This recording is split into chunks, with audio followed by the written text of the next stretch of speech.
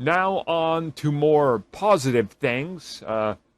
We're going to talk about the direction of the MCU, because one of the most frequent things you will see now from outlets, from journalists talking about the MCU and Marvel is the MCU always had a direction, but Phase 4 has no direction. So I quickly wanted to just bring this up in a very explanatory way.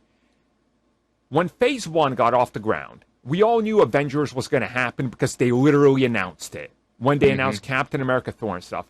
And people are like, but they had a direction. We knew where they were going. I can attest to you by going back to literally when this podcast started. Us looking at pieces of debris in the streets of New York, and the rumor was it was the High Evolutionary's throne. Okay? No, we didn't know where it was going to go. And I just want to point this out. People say, well, Phase 2 then got it. What elements of Phase 2 built up Ultron? Please tell me that.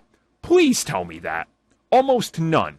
There was this... Iron Man 3 maybe hinted at the idea that Tony was going to go that route, but that's about it. And the whole idea of the stones, Joss Whedon literally said when I was doing Age of Ultron, I had no idea if Thanos was going to be a factor or even what to do with him. And the Russo brothers literally said when they signed on for Infinity War Part 1 and Part 2, they still didn't know if Thanos and the Guardians would in fact be the major push of it. They just knew there was a idea that was loose, but nobody was building up towards it.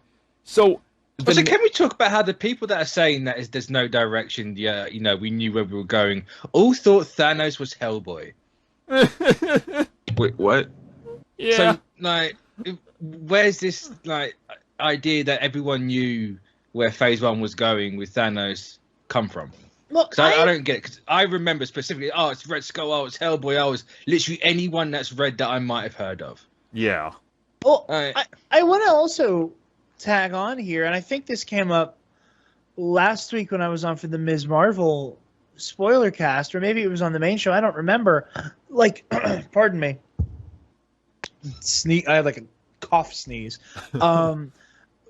We only knew where things were going because before Age of Ultron came out, they announced all of Phase 3. Yep. Mm-hmm. We knew where we were going very literally. We had this huge pantheon of and it's going to go here and then there and da-da-da. We knew a story called Infinity War was happening. So we knew to expect Thanos and the Infinity Gauntlet and the Infinity Gems, now stones. We knew all of that. We knew that there was going to be a falling out between the Avengers because a movie called Captain America Civil War was on the slate. You can't compare these things. And I'll bet good money we get announcements at San Diego this weekend that will absolutely reshape the Phase 4 conversation. That'll be we're heading here and we're heading there and we're heading here. They're still going to be malleable. That are still going to change between now and when they air. I'm sorry, Tristan. What you were about to say? I was just saying. I was going to place my bets at D23 instead of San Diego. Mm-hmm. I think they're splitting the difference. Yeah, because you're probably going to get some new announcements at San Diego, but the majority of it's going to be in September in Anaheim. I think we've got a complete flip now. San Diego Comic-Con is just purely, hey, here's a first look at the thing that's coming out this year. Mm. Then D23 is hey, here's literally everything else. Yeah. But it's all the new stuff. They want D23 to be bigger than SDCC. That's how you do it. Yeah, but Jared, you are correct. That's what I envisioned was going to happen at D20. Yeah. They're going to be happy. So people also, there's this weird thing, IGN have been oh, hey, Secret Wars, Kang, Secret Wars. Oh, Phase 4's directionless. Yeah. You're literally been telling people since Loki that Secret Wars is the thing. How is there no direction? You know where the kino is going. On that, it's just whoever's writing the article and whatever the editor tells them to write. There's editors. I know. They have editor-in-chief who oversees everything, Yeah. It's whatever they tell them. It's not going to be free. I do want to bring this up, though. If you guys remember, and it's forever ago at this point, so it might be a little hard, but prior to Endgame, there was interviews with Kevin Feige about the phases that were, the things that were announced so far and things that we're going to be announcing. And he said that after Endgame, we have to go back to a breather and kind of just exist in this world before we get back to galaxy-shattering events and storylines. And at that time, we started to hear rumors that there would be a direction for the space phase, and there would be the street-level characters, and then there'd be this other thing that was going to shock people. Now we know that other thing is the multiverse. So all three things in fact, have a direction that's their own, that's clearly building up Secret Wars. Like, yeah, it's kind of like they wanted to do an epilogue so everyone doesn't get, like, stressed out and burnt out. Yeah. And build things back up. Kind of like another, episode to a story. Well, it's what boggles my mind is the way that there's this self-fulfilling prophecy of people going, well, now every movie has to be an endgame level threat because we did this. And it's like, no, that's not the case. Yeah. And then those same people who complain about the MCU having this like this gradual, like, the stakes will just get higher and higher and higher and higher until every movie is endgame, are now demanding that stories like Hawkeye have endgame level stakes. Yeah. Well, You're just fighting the mob. Sometimes you just fight the mob. That's the thing in comics. One day you'll be fighting Galactus, another day you'll be fighting some mobs on the street that are trying to take over a laundromat for some reason. Yep. But that's what it is. I'm like, it's like they're saying, well, everyone, at the end it needs to have an end-game level threat. There can only be like one. I'm like, in comics, there's like hundreds of them. Pick one. What do you want? I do want to bring up also with all these articles that you've seen, all these people, posting their videos and their think pieces, and they're all like, we don't want all these shows we don't care about, like Miss Marvel and your Hawkeye, to be important to the bigger plot. Why can't we just have standalone projects?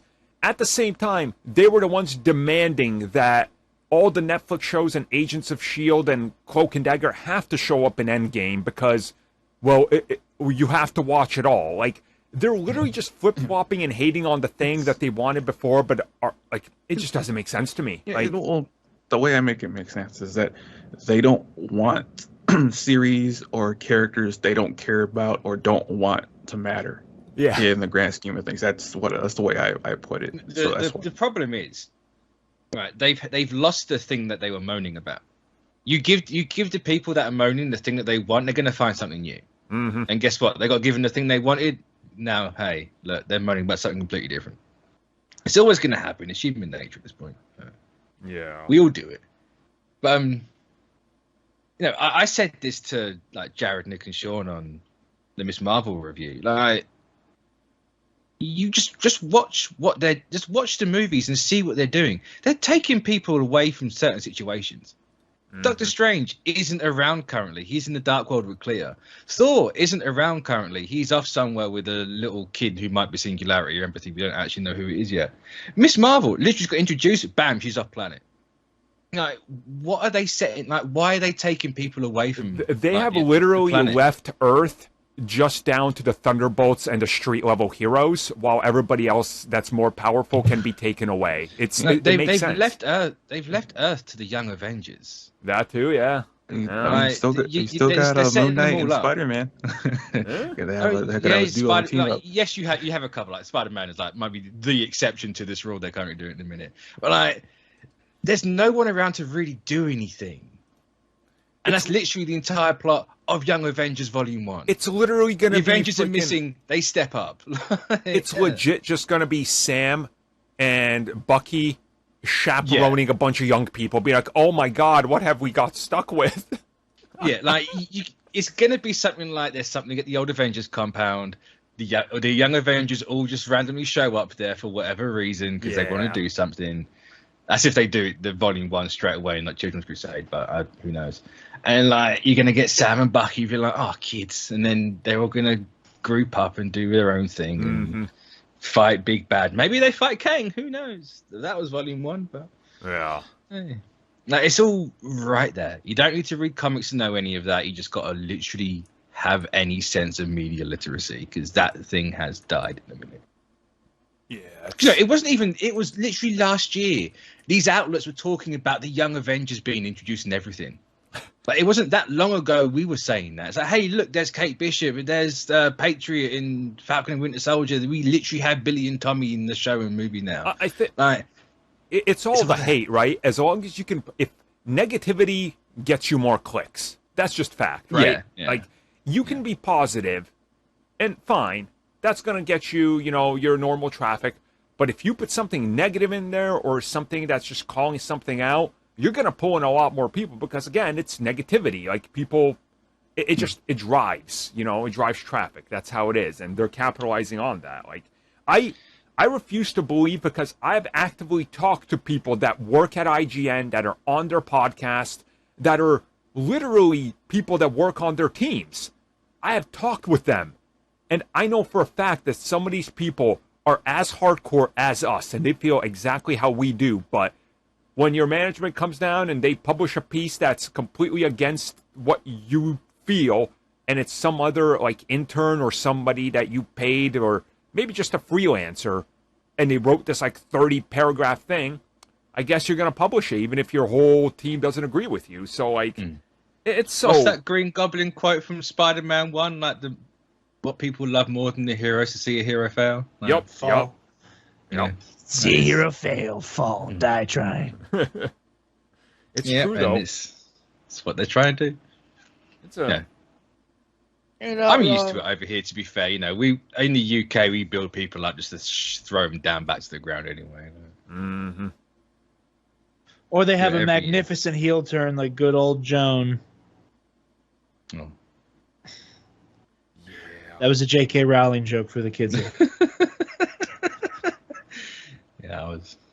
Yes, that J.K. Rowling. But no, They changed the name of Quidditch, speaking of J.K. I Rowling. saw that. Yeah. How much of a hater do you have to be? Do you oh man, that's like. In fairness, like who's really going to go quad ball instead of Quidditch? I don't know. I mean, they might get laid now. I don't know. But if you show up with a broomstick and a golden ball, you're not getting laid. I'll tell you that right now. That's the thing. That's what I'm saying. I don't think they use the broomstick anymore. Joke's on you, Mitch. I'm not getting laid either way, so I'm still going to call it Quidditch. Take that. That was nerd on nerd violence with that get laid joke there. That was a hate crime. No. Yeah. Oh no. Oh God, the Alex Jones episode just got a new comment. This can't be good. It's... Yeah. Oh, thank God. I don't know what that non sequitur comment was, but I was like, oh man, the fandom menace. I can't freaking speak. Fandom menace thing is doing well, and then I know again. Oh, you got a comment on the Alex Jones one. Oh no, somebody's doing a deep dive. Anyway, sorry. That's it. Jared's been broken. He's breaking on the air. I can't speak anymore. Yeah, I didn't think it'd be that big, but apparently I'm wrong. It's been played in like 40 countries and has over 600 teams. What? What, Quidditch? Yes. Sorry, quad ball. Yes. Okay. I mean, you don't use the dead names around here. Yes, I did not know it was that big. One of the campuses I live near, because there's like a giant college mountain over here, they have it, and it's pretty active, and like every time we drive by and they might be playing it, I'm a little embarrassed for me, just because I'm like, I'm this level of nerd. Because if they were like, we're going to do a Marvel scenario, I'd be like, I'm coming. I thought you'd do the Homer Simpson and just put your head out the door and go, nerd! I resist the urge because I don't want to be a bully, but, There's some people that are beyond help. They need to be bullied. No. That's Bullying's not all bad. Bullying can build a bit of character. Yeah, look, we helped Nick. So exactly. You engage in what I like to call internet vigilantism, and sometimes you gotta mess with somebody a little bit. Sometimes all people need is a slap up the head. Right? It's totally fine. Again, it's Nick. It's not harassment. It's not assault. It's character development. I'm trying to remember what the hell was the topic. Oh right, MCU direction. No direction. Yeah. Just like the you segment. You had 3 topics and you forgot. Right? just like the segment, it had no direction because we wanted to talk about Quidditch for 6 minutes. So quad ball. Quad ball. Yes. Why does that sound like a mode in Halo? Quad ball. It Because does. I'm pretty certain it was. You're right. I thought the same thing. Quad ball. Man. I miss Halo. I wish Halo was good. I wish Halo was good as well. Mhm. Yeah. Show's good. Yeah, I like the not show much. a whole lot. Yeah. Yeah. Nick, only you could say where you currently are. We don't know where you are, so. You know, I just realized I'm saying, man, I wish Halo still into all that. I have the Halo keyboard, mouse, and giant mouse pad that glows on my PC setup, so I can't really say much. I'm clearly like a show. Dad nerd. That's what that is. Yeah, oh yeah. Yep. So yeah, the MCU has a direction. It's quite clearly apparent if you just know where to look. But I guess people don't. Yeah, literally just watch stuff. Just watch stuff. It's really Just simple. Watch stuff. It will really, really make your life easier. Have you tried using your eyes, sir? That's an option here. Yeah.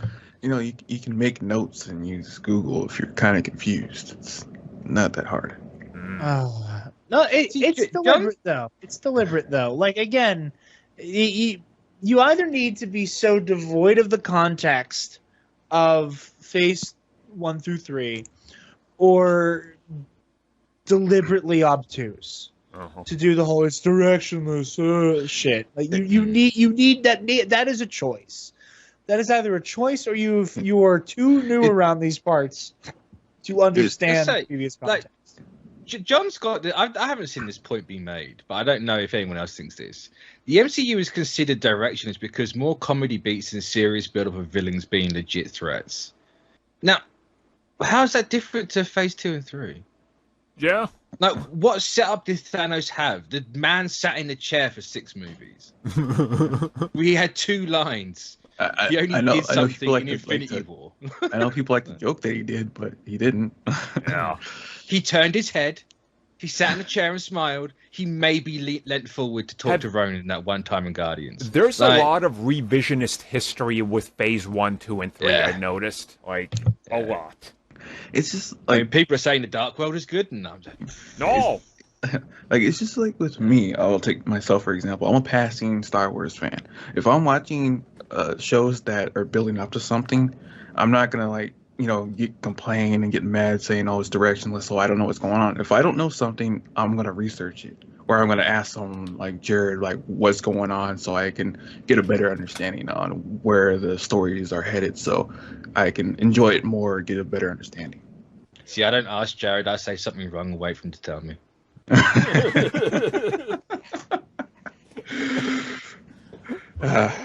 Or you wait until I completely make up a superhero and wait 3 weeks to let me know I made up a superhero. You didn't make anyone up, though. I meant within context of WandaVision. Within context of that, yeah, you made someone up. I absolutely just made somebody up out of whole cloth. Yeah. You were right, but yeah. not in that situation. From a certain point of view. Phase 1 was gospel before the dark times, before the Empire of the Mouse. I mean, yeah. Was it though? Was Phase 1 that good? Yeah, to be fair, it's got Iron Man 1 in it, so yeah, it's that good. Yeah, it is that good. I mean, they're announcing their stuff closer to the Mouse's house, so yeah, John, you're on track there. Yeah. True.